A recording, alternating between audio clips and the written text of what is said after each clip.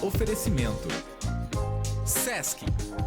Conosco já aparecendo em imagens de volta aos estúdios da Clube em 2026, nosso amigo e professor Cassiá Melo Reis, Educa Esportes na área. Bom dia, professor Cassiá, bem-vindo, tudo bem? Bom dia, Léo, bom dia, Cabelo, bom dia, ouvintes. Muito obrigado pelo convite.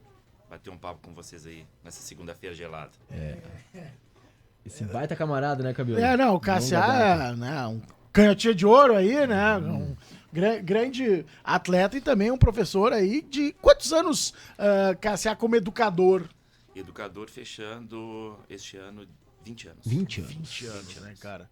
Então tu passou por algumas gerações já, né? Temos algumas gerações aí. Estão educando aí uma segunda geração. Segunda leva, segunda safra. leva, Já. isso Os aí. pais já estão levando os filhos É agora. isso aí, isso já está acontecendo. Contando a história, né? O tempo passa no bom sentido pra todo mundo, né? O cara olhava, né? O amigo do cara jogava a bola junto, virou professor. Agora o amigo, né? Que levou o filho, agora o filho do amigo tá levando já o filho também. Acontece, né, Cassiá? As gerações, né? Acontece muito e que bom que acontece. Claro, né? Porque é uma sementinha que a gente plantou lá atrás e que muitas vezes a família, né, o amigo, o parceiro, ele quer que aquilo continue no coração de alguém da sua família que gosta, né, que ama. E tá ali o nosso trabalho sendo feito. Deixa eu te perguntar uma coisa, Cassiá. Depois, obviamente, o Léo, que é pai de aluno também, certamente vai ter colocações mais pertinentes no sentido da educação. Uma coisa que eu noto, cara, no nosso tempo, vamos falar aqui, nossa geração, o Cassiá é um pouquinho mais experiente que o Léo, é que antigamente a gente tinha muito campinho pra jogar, né, cara? A gente olhava pros lados, né? E aí eu quero trazer pra uma realidade da Copa do Mundo, né? O Brasil sempre foi muito forte, porque parecia que todo mundo sabia chutar uma bola de futebol. E hoje a nossa realidade parece que mudou um pouco, né? Tu não vê mais aquele talento de rua, quase. Claro que ainda existem localidades, mas bem menos, né? E já olha pra nossa realidade, onde tem um campinho, ou tem um prédio, ou tem uma casa, ou uma empresa se instalou, né? Isso faz muita diferença hoje, né? Porque ou tu vai pra uma escolinha pra jogar, ou tu joga na escola, mas tu não vê mais aquele futebol de rua que a gente via, né, cara? Cabelo, isso é um fator determinante. Eu vejo como dentro do celeiro de encontrar bons jogadores e formar bons jogadores, isso sempre foi uma essência do futebol brasileiro, né? Infelizmente, lá no seu início, o Brasil, país do futebol, a gente sabe que é muito em virtude da falta de estrutura. Né? E por a modalidade de futebol ser de fácil acesso, uma bola de meia e 2 chinelos é uma goleira e tá feito o jogo, né? Então lá se via, tava na rua, daqui a pouco chegava era 1 contra 1, as brincadeiras, daqui a pouco era 2 contra 1. Não tava 12 contra 12, né? Daqui a pouco eram 3 dentro, 3 fora, vocês vão Clássico, saber, clássico, né? Uma brincadeira legal pro domínio, o controle de bola. Até semana passada, eu e o Prof. Cris na aula perguntamos pra galera, vamos jogar um 3x3 fora? Eles não sabiam o que era. A maioria não sabia. Não. Chute a chute, 303 fora, não sabem o que é. Só tinha era chute a chute, ou era 1 contra 1, né? Favorecendo o drible, a habilidade. Claro. E era campo da Bacia, era Farelão. Eu me criei num campo da própria minha casa, tinha um espaço. Sim, legal. o campo do Cassiá, né? Então ali era bairro, a galera do bairro ia ali jogar. Então, E a galera ia fazer os amistosos, bairro contra Era bairro, isso. assim, era muito legal. então a minha escolinha, eu particularmente, como atleta amador aí, formador, eu nunca frequentei escolinha. Era o meu campo, lá, é a galera do meu bairro. E aquilo ali nos dava uma base muito legal, porque tu jogava todo dia, né? Todo dia, tu brincava jogando. E querendo ou não, isso é uma crítica que muitas vezes eu faço, até mesmo a evolução das escolinhas. Começou a ficar muito Robotizado. engessado, muito técnico, né? Copiando o sistema de ensino lá do adulto. E daí Muito a tático, criatividade, muito tático, físico, e a criatividade, a espontaneidade foi se perdendo, né? Sem contar o número de horas que a criança se dedica ao esporte. Lá nós tínhamos um campinho numa semana, todo dia. Só tinha uma regra, né, Cassiá? Chegar antes de anoitecer em casa, né? É. E mesmo assim o cara Olha, falhava. Algum dia era mãe chamando ao redor do campo lá, amanhã tu não vem porque tu Falhou descumpriu o com a tua combinado. missão. Então, esse era o nosso ambiente e acredito que o ambiente de várias e várias cidades, expansão imobiliária, falta de segurança, acabou, né, tirando as crianças desse convívio saudável que nós tínhamos lá e um celeiro na formação de bons jogadores, né? E a disputa também com as telas, né? Que pra tirar a criança da tela hoje em dia não tá fácil. Eu tenho um esforço danado lá em casa pras manhãs que eu tô com o meu também ir em campinhos ali próximos de casa e fazer outras coisas que não seja ficar nas telas, né? Mas é um dos desafios. A gente vai ampliar o nosso bate-papo, né, Cabelo? Falando sobre as competições, né? O Cassiá tem um trabalho muito forte também, participando, incentivando a gurizada a se desenvolver também nas competições, porque o ambiente competitivo ele ajuda também a desenvolver todo o processo, né, Cassiá? Exatamente, Léo. Na Educa, assim, no meu pensamento, né, a competição para nós, ela é mais uma ferramenta no processo de ensino. Eu digo mais uma porque ela não é considerada a principal. Não é a competição que norteia o nosso trabalho. Então a gente tem um cuidado todo especial em relação a buscar competições que estejam adequadas ao nível, primeiro, nível técnico dos nossos alunos e também as questões pedagógicas que a competição está inserida, né? Se tem um olhar pedagógico para a criança, se não tem, como que é o nível, como não é. Então a gente procura adequar isso aos nossos alunos. É uma questão que também faz parte do processo evolutivo ali, né, da gurizada, participar de competições e estar nesse ambiente, né, onde vai ser testado ali junto com atletas que ele não conhece, um ambiente que ele não conhece, né. Sair da zona de conforto, né, tirar eles do lógico, né. E aí quando o Cassiá tava falando, eu tava prestando atenção numa coisa, né, que é o senso de improviso que o brasileiro sempre teve, que parece que em algum momento isso tá diminuindo, né? A coisa tá indo para um lado de metodologia, e eu acho certo, principalmente no questão educacional, né? Mas quando a gente fala, por exemplo, de competir, também é improvisar, sair da zona de conforto, entender que a realidade vai te apresentar dificuldades diferentes a cada dia que passa, né? Isso vale pro esporte também, né, Cassiá? Isso vale pro esporte, né? Vale pra vida. Pra vida. A gente sabe que eu sempre falo que a quadra, nas 4 linhas, ela representa muito a nossa vida, o que é a nossa vida. Nem sempre iremos ganhar, teremos frustrações, muitas vezes mais perder do que ganhar, né?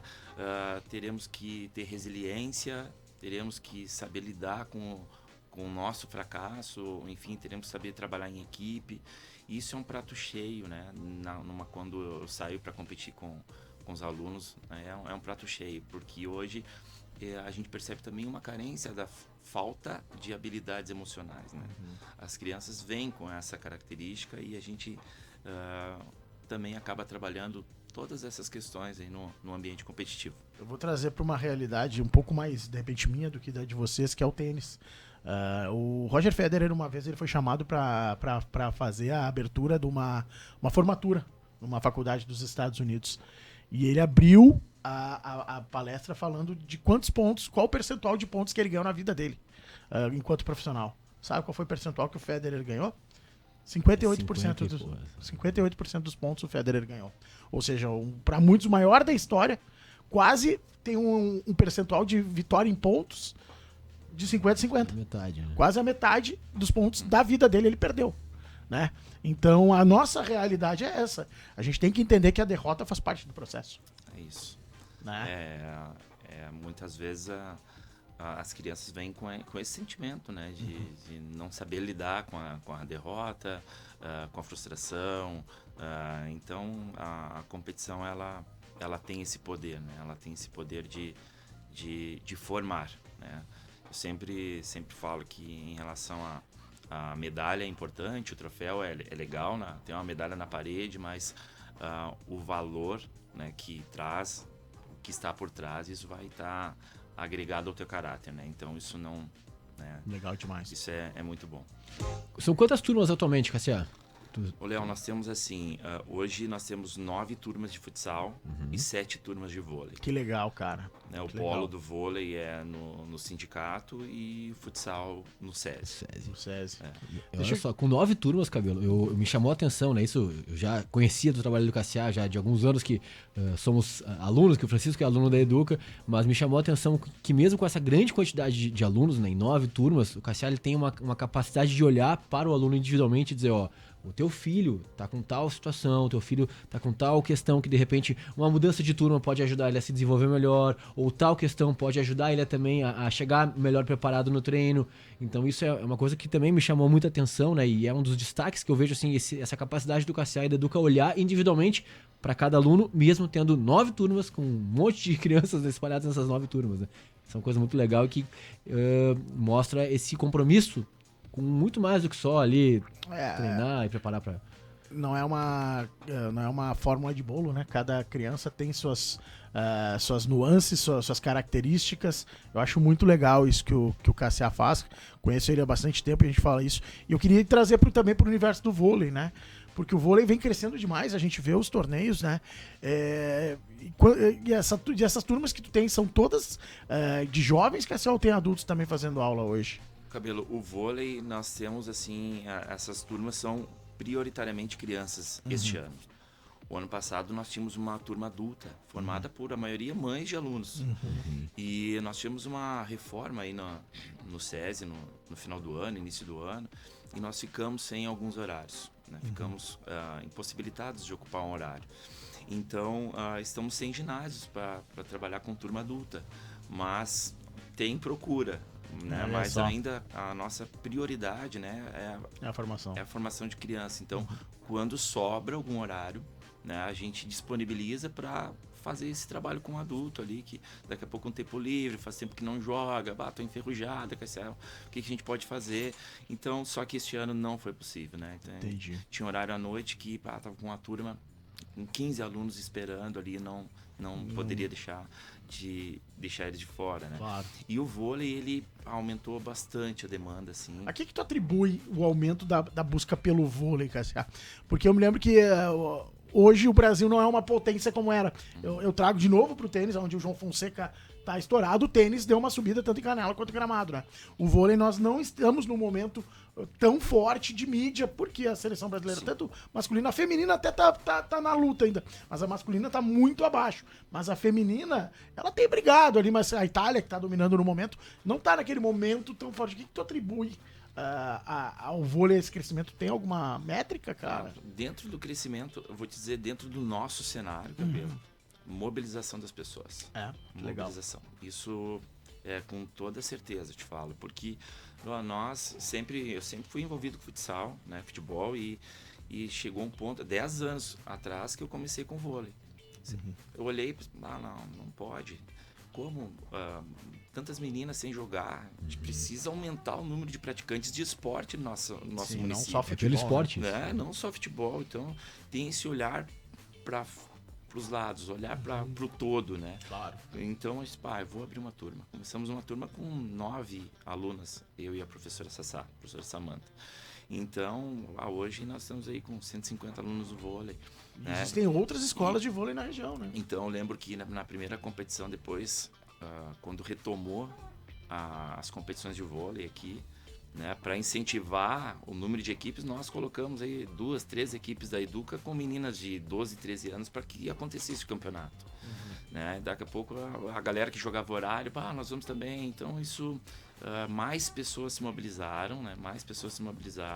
E acabou tendo um acolhimento da sociedade aqui na nossa cidade, Gramado também. Então tá bem legal essa demanda por vôlei.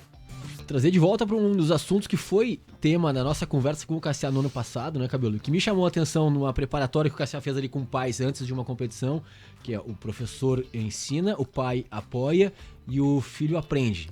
Exatamente. Algo nessa linha, né?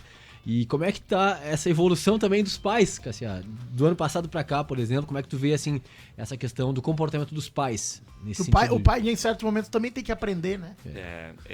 Educar.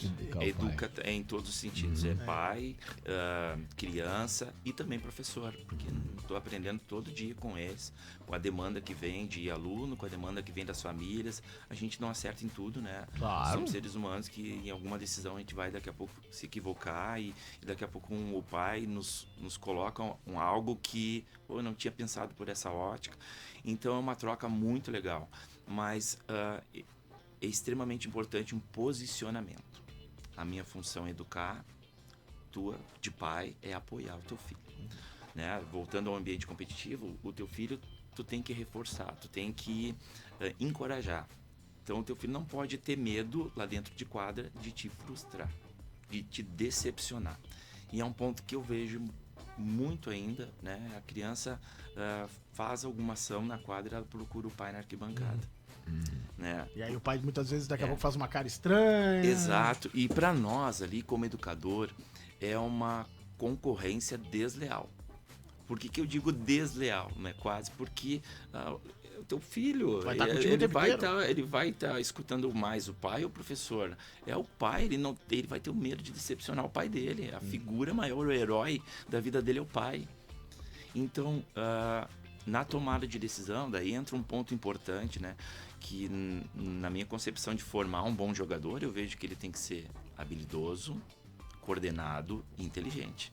São 3 questões que a gente procura. Sim. Então, na tomada de decisão, é o que torna o jogador diferenciado. Só que quando ele está com a bola, ele quer tomar a decisão diante daquilo que ele aprendeu, só que o pai tá lá, chuta. Quando ele deveria passar. E daí? Ele chuta e tava um 3 contra 1 lá. Só colocar o colega na cara do gol e tá o pai, chuta. Ou tá o pai, passa. Então, ele não deixa a criança tomar a decisão diante daquilo que ele aprendeu, mas sim baseado sobre a ótica e o olhar do pai que está na arquibancada. Então, para nós, é ruim isso. Por isso, né, a gente foi aí nessa situação de educar também o comportamento dos pais. Deixa que nós aqui orientamos, o pai encoraja o filho e a criança aprende de uma forma leve, de uma forma tranquila, onde ele vai se divertir, né? E a gente tem, ao longo desses anos, eu tenho experiências que a gente vê que criança que abandona o esporte precocemente em virtude de frustrações ou de pressão exagerada da família, né? Não atende à expectativa. Tem aquela situação também do pai frustrado, coloca toda a expectativa pro filho daquilo que ele não conseguiu ser, né? Exatamente. Então a criança carrega um peso que não é dela. Né? Então, por isso, cada um com seu papel. São 20 anos, não são nem 2, nem 5, nem 10, são 20 anos educando, e aí a gente consegue comprovar todo esse trabalho aqui nesse bate-papo com o Cassiá. Muito legal. Da outra vez que a gente trouxe o Cassiá, a gente tava com uma coisa bem quente na memória, que foi uma questão que aconteceu em São Paulo, vocês lembram? Né? Era de pais que acabaram sendo proibidos de... Adultização até. Da adultização, né? Das crianças, de pais que tinham sido proibidos de acompanhar os filhos em competições, porque estavam fazendo mal não apenas para os seus filhos, mas para o ecossistema todo, né? E eu acho que sempre reforçar isso, né, Cassiá? É importante o papel do pai nessa questão do filho competindo, no filho praticando esporte, porque isso é uma rotina que deve acontecer contigo diariamente, né? Acontece, e por isso que é importante sempre um posicionamento, né, em relação a esse tema. Então a gente acaba não, digamos assim, o pai sabe o ambiente que está sendo inserido ali, o que pode, o que não pode, o que nós acreditamos que é correto dentro do ambiente competitivo, um ambiente para criança. Então, aí a família, nesse sentido, acredito nisso, ou não quero isso, eu acredito em outra situação. Então, a gente deixa isso bem claro, mas o principal foco é proteger a criança, né? É proteger a criança para que ela tenha um ambiente realmente saudável dentro do processo de ensino. Falo, meu filho felizaço, né, em treinar e fazer parte da família Educa, né, em estar ali se desenvolvendo como pessoinha, como ser humaninho, ensinando, absorvendo todos esses valores que o Cassiá ensina aí com tanta primazia. Cassiá, parabéns, 20 anos, que história linda. Aqui na Clube tu sabe que tu tá em casa, quando quiser voltar, trazer novidades, novas turmas, novas modalidades, enfim, tá só chegar que tá em casa sempre. Muito obrigado, Léo, Cabelo, aproveitar só essa finalzinho para agradecer aos meus professores, assim, é um agradecimento especial, porque sem eles eu não conseguiria fazer, né, expandir. Hoje são 9 turmas de futsal, 7 de vôlei, então nós temos uma equipe aí que faz a diferença dentro de quadra e pode atender essas crianças aí. Então, o Prof. Christian, né, o Prof. Tarcísio, o Prof. Alessandro e a Prof. Sassá. Esses 4 aí, eu tenho orgulho de dizer que 3 foram meus alunos e agora são nossos professores aí na Educa, né? O Alessandro, o Prof. Nico e o Prof. Cris passaram por o processo de ensino na Educa e hoje estão aí dando sequência. É a seleção da Educa que isso tá aí, aí, isso aí, comandando essas importantíssimo. turmas todas. Sem equipe a gente não é nada. Estendo o nosso abraço, então, e os parabéns pelos 20 anos para toda a tua Muito equipe lá, obrigado, Cassiano. obrigado pelo convite. Uma excelente semana para vocês. Valeu, igualmente. Obrigado pela presença. Na sequência, estamos de volta para mais um bloco de entrevistas aqui no Grande Jornal Regional. Grande Jornal Regional.